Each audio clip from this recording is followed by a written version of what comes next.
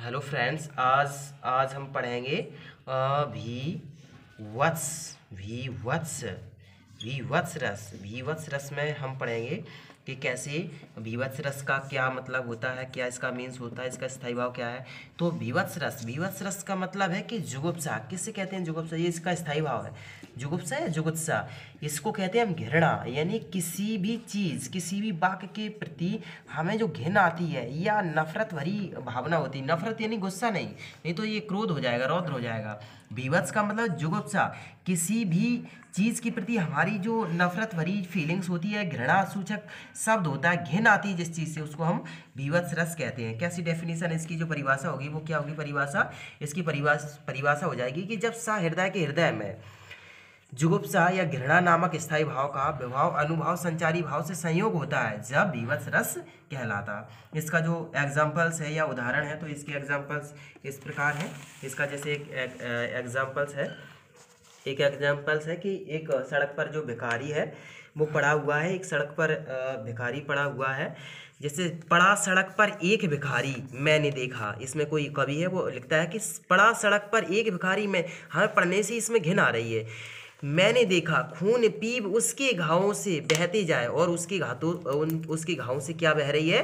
तो खून बह रहा है, यानी पीब, उसकी जो पस भरा हुआ है वो बह रहा है। भिन्न भिन्न करती भी सुमक्खी, और उसकी उसकी उसके घावों से भी मक्खी हैं, वो भिन्न भिन्न करती जा रही हैं।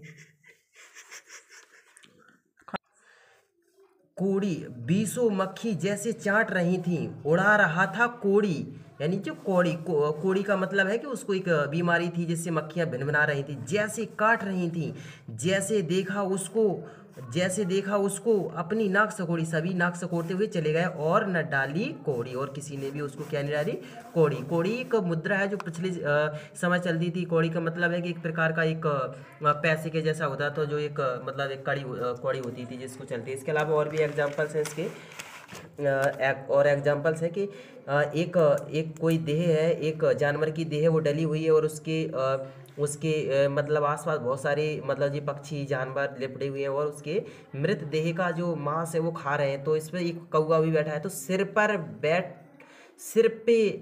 पर बैठ्यो काग, आंख दो खात निकारत, खींचत जीव है स्यार, अति आनंद और भारत। यानी कि और स्यार का मतलब है कि जो एक लड़ाई है, या मतलब जो श्रृंगाल है वो भी बैठा हुआ है, यानी कि जैसे लड़ैया बिगना कहते हैं, वो भी बैठा हुआ है। और एक तरफ उस पर मतलब काग यानी कौवा भी बैठा है, वो उसकी आंखों को खा रहा है, निकाल रहा है। इसके अलावा गीद जांग को खोद खोद के मां सुकारत, या उचारत। गिद्ध बैठा हुआ है, उसकी जांग को खोद खोद कर बड़ा ही मतलब मतलब भीभत्स यानी कि जुगुप्सा वाली भावना आ रही है। श्वास अंगुरियन काट काट के खात निकाला। तो स्वान मतलब जो कुत्ता है, वो उसने अंगुरियन को बड़ा ही, उसको चचकोरने में या उसको खाने में, चूसने में बड़ा ही आनंद आ रहा है। इसके अलावा एक और इसी के जैसा है कि एक बच्चा है, वो उसकी बड़ी मतलब उससे मतलब घिन आ रही है। उसकी जो बड़ी रचना की गई कि आधी रोटी कचकची, एक रोटी है बड़ी कचकची, नहीं आधी कच्ची रखी, और उससे बड़ी मतलब घृणा आ रही है।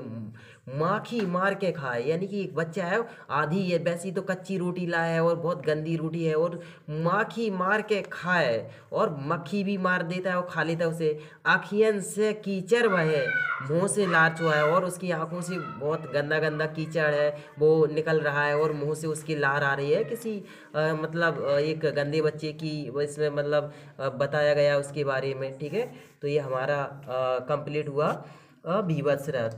Thanks for watching.